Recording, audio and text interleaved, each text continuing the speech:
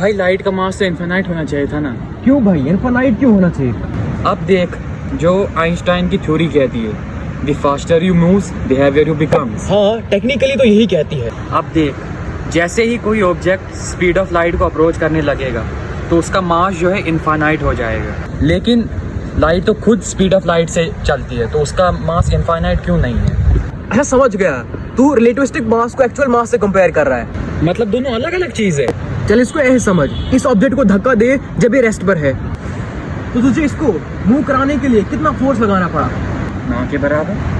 मगर यही ऑब्जेक्ट अगर near to speed of light से तेरी तरफ आ रहा होता तो तुझे इसको एक्सीलरेट कराने के लिए शायद इतना फोर्स लगाना पड़ता जितना तुझे गाड़ी को हिलाने के लिए लगा।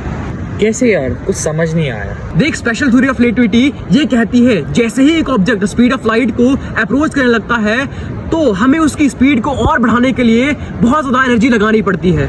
यानी अभी भी उस ऑब्जेक्ट का मास 10 ग्राम ही है, लेकिन उसे तेज बढ़ाने के लिए हमें अभी भी बहुत ज्यादा एनर्जी की जरूरत है।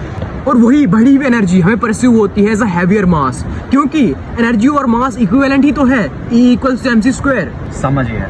और लाइट को तो ट्रेवल करने के लिए कोई एनर्जी की जरूरत भी नहीं है, इसलिए लाइट का मास हमें परस्यू भी जीरो ही होता है। सारा खेल परसेप्शन का है।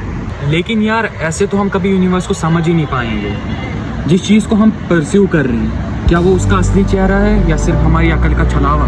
क्या पता ये संसार एक छलावा ही हो, बस हमारी अकल उसको एक चेहरा पहनाने की कोशिश कर रही है।